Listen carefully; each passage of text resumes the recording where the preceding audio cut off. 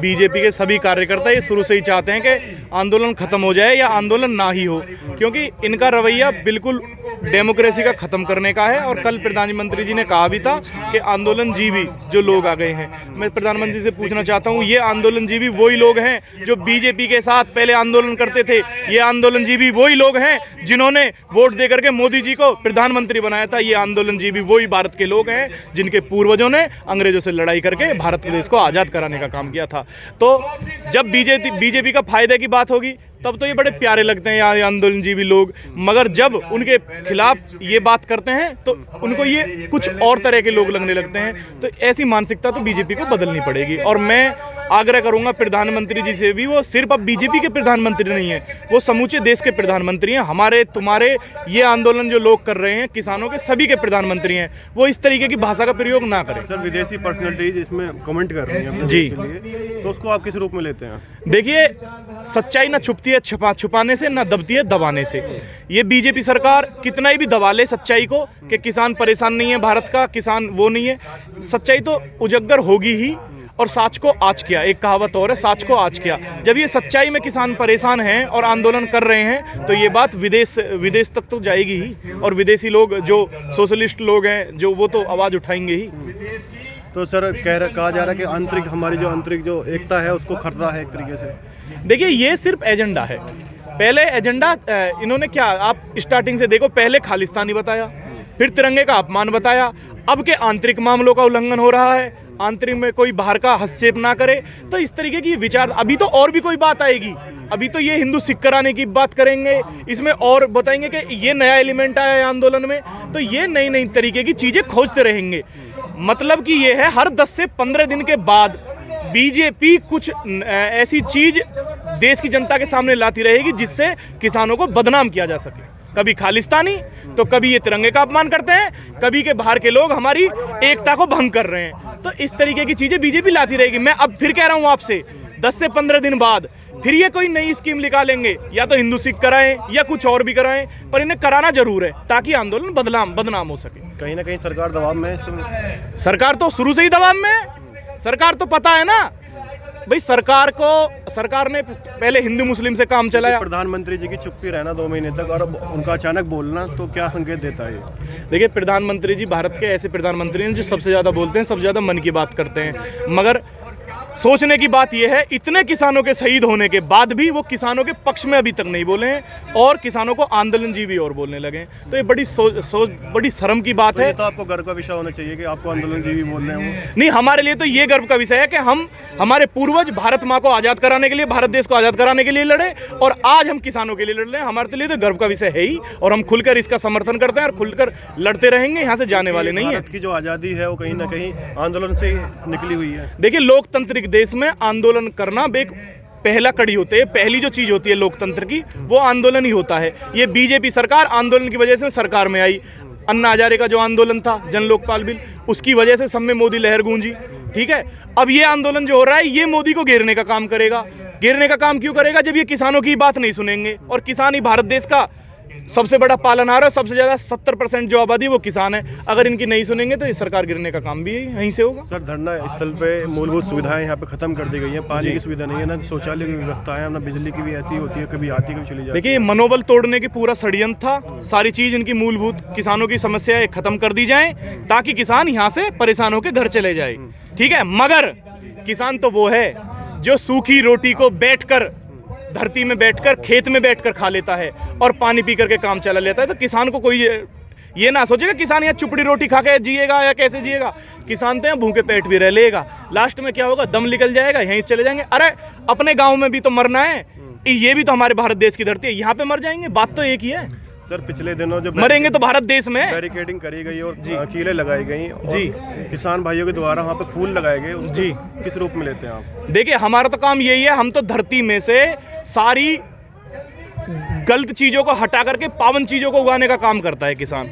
ठीक है, फसल बोने का काम करता है। ये इनकी विचारधारा है कांटे बोने की, हमारी विचारधारा है फूल और अनाज बोने की। हम अपना काम कर रहे हैं, ये अपना काम करते हैं। तो इनसे आपको कोई समस्या नहीं है जो कर रहे हैं? हमें इंटरनेट बंद कर देते हैं। हमें देखो परेशानी तो थोड़ी बहुत होती है, मगर हमारा मनोबल न टूटा है और ना हम यहाँ से जाने वाले हैं। ये बात बता देना चाहते हैं कि अंत तक लड़ेंगे, अंतिम लड़ाई तक लड़ेंगे, क्योंकि भारत देश विश्व में सिर्फ किसानों की वजह से जाना जाता है। कि भारत की पहचान विश्व में जिसके कारण गूंज रही और बीज उगाने की खातिर ये धरती मैया पूछ रही।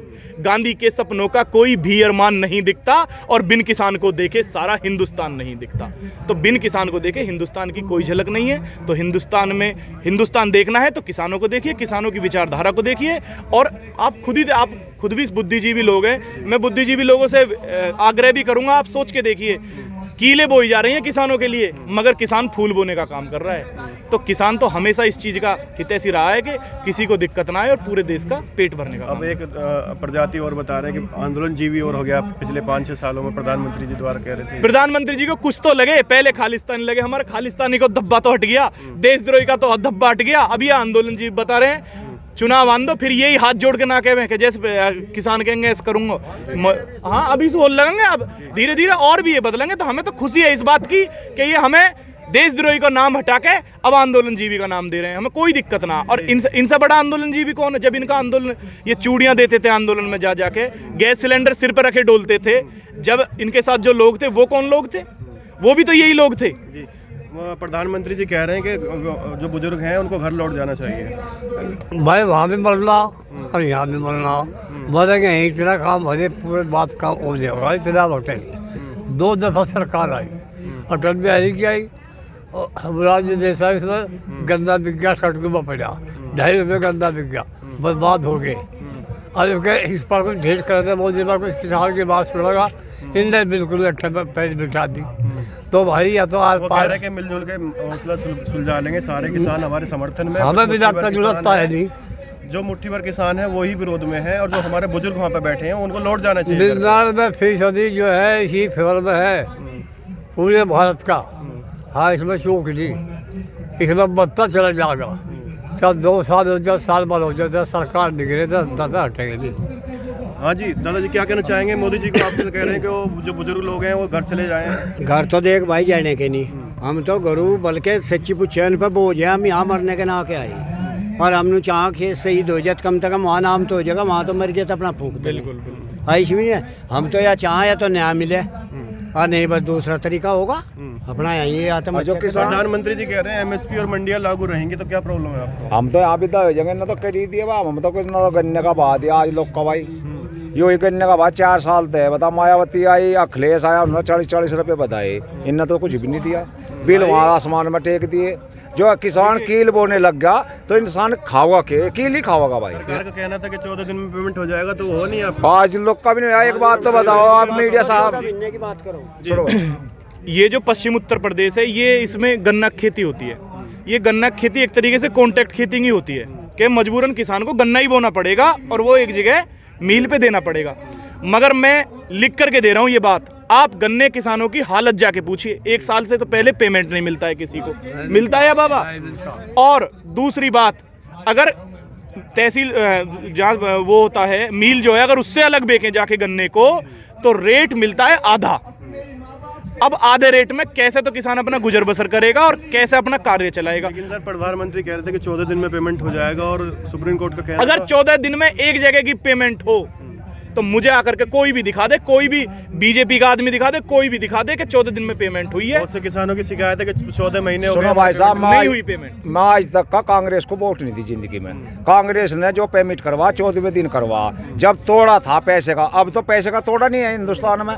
और ये बताओ आप, जब हम गन्ना बोते हैं और साल भर में हमारा पेमेंट आवे, बिल ये महीने में भेज दे, उसका ब्याज लगा के भेजे, वहाँ हमके लिए आप भरे भाई। वो बनो बता, गन्ने का तो पीछा रोक लिया ना, ब्याज दे हम क्यों नहीं देती है सरकार? भाई एक ही प्रधानमंत्री लाल बहादुर शास्त्री, उसने नारा लगा जय जवान जय किसान, वही जिंदगी रहा बेचारा। आगे समझे, अभी कोई प्रधानमंत्री जी कह रहे हैं सर जी, आऊंगा दादाजी आपके पास। प्रधानमंत्री जी कह रहे हैं, प्रधानमंत्री जी कह रहे हैं कि विकास कार्यों में विरोध करा जा रहा है। हम जो विकास कार्य कर, अरे कौन से विकास कर दिए? इससे पहले अखिलेश यादव जी की सरकार थी, अभी तक तो उनके ही रिबन कट रहे हैं हर जगह। हर जगह उन्हीं के रिबन है। और अखिलेश यादव जी की ऐसी सरकार थी जिन्होंने एक बारी में 50 रुपए बढ़ाए थे गन्नों पे। मोदी सरकार ने, योगी सरकार ने बता दो क्या रुपए बढ़ाए।